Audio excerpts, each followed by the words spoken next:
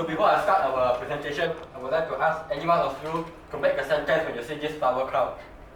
Yes, you. The flower is just like your girlfriend. Thank you, I don't have a girlfriend. Yes. The flower suits your group today. Yes, thank you. Because this is our team today, flower team. So, as you all can see, both of them look at the same flower crown, but they are making different sentences. And today, based on that, today we are going to talk about language production. So, what is language? Language is a shared symbol where people communicate with each other. And language production in psycholinguistics means the production of spoken and written language. And there are a lot of subtopics in language production. And today we are going to talk about the 4 stages, like how we produce language. And the 4 stages are conceptualization, formulation, articulation, and self-monitoring. And to begin, Claire will be explaining what conceptualization is. So conceptualization is actually how a person conceptualizes the speech in his or her mind. It's like our friends back there. Just now he conceptualized that the flower thing is like her, like his girlfriend. So according to David McNeil, an American psycholinguist, he said that primitive linguistic concepts are formed as 2 modes of thought, which are synthetic thinking and imagistic thinking. So what is synthetic thinking? Synthetic thinking is actually a thinking that when you create the sequence of words, and for imagistic thinking is when you create a visual of communications. So here are the examples. So for example, person A asks, "Where is my phone?" And then person B said, "There is your phone." Yeah. So while person B answers these questions, he is creating a sequence of words and also pointing the things. So he's actually giving the visual to person A. So I will now pass the floor to Morgana. And today I will be explaining about the second stage, which is formulation. So basically formulation is the stage where the linguistic form required for the expression of the desired message is created. So there are 3 stages in formulation, which is grammatical encoding, morphophonological encoding, and phonetic encoding. So basically, grammatical encoding is a process of selecting the syntactic words, then the selected words it activates the appropriate syntactic frame for the capitalizing message.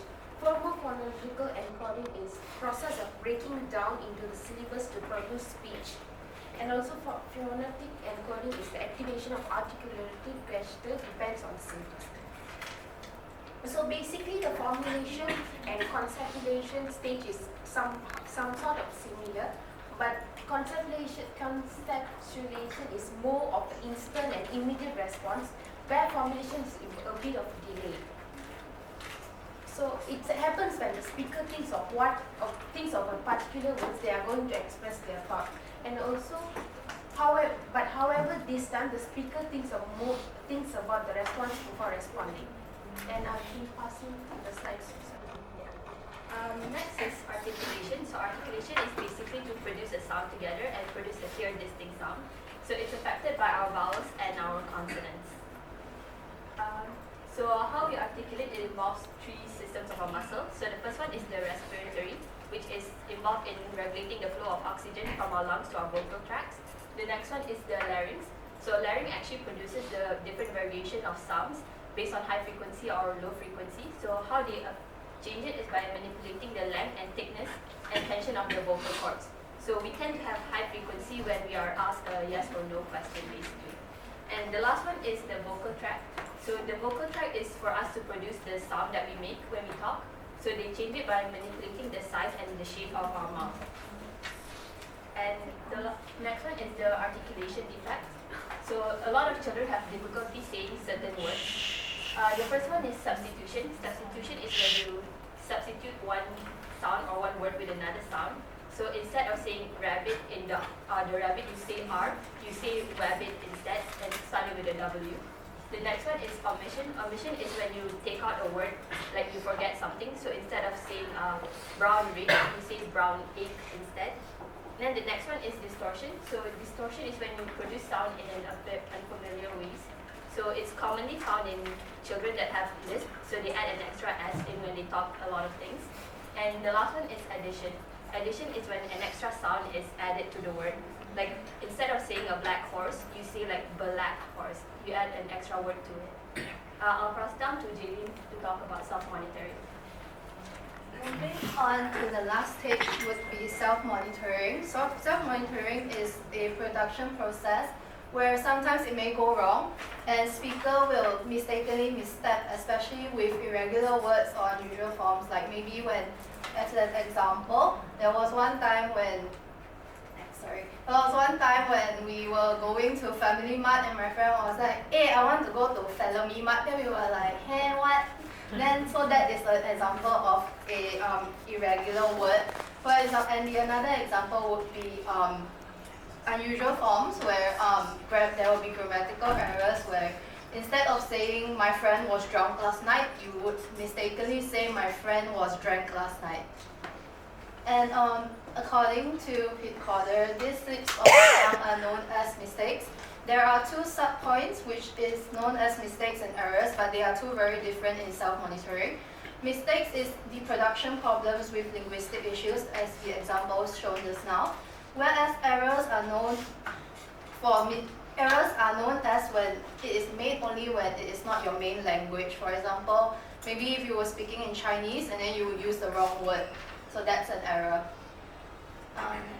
There are three insights of self-monitoring is that speakers are constantly self-editing. For example, you will realize that instead of saying Family Mart, you will realize that you said Family Mart instead of Family Mart, so you're constantly self-editing. Speakers are sensitive with the mistakes they make when they realize that they are making the mistake, so they immediately self-edit themselves. And it shows distinction between performance and competence. Another example would be this example where they would be like, I think where I would, even if when I'm doing representation, I would startle and be like, So that is a part of a self-monitoring example for language production. Of and to acts as linguistic units, which leads the speaker to hesitate. So, for example, I would say, I think it is about the price of, that I would be like, about 100 ringgit cost. You would have to think about it first before answering. I'll pass back to Wai Kim for the conclusion. So as conclusion, these four stages are tied to each other very importantly, and from conceptualization to formulating, articulating, and lastly, self-monitoring. So to summarize it, I prepared a scenario for you all. In conceptualizing, we can take example like Jasmine ask Rex to take this flower crown for him. This is conceptualizing.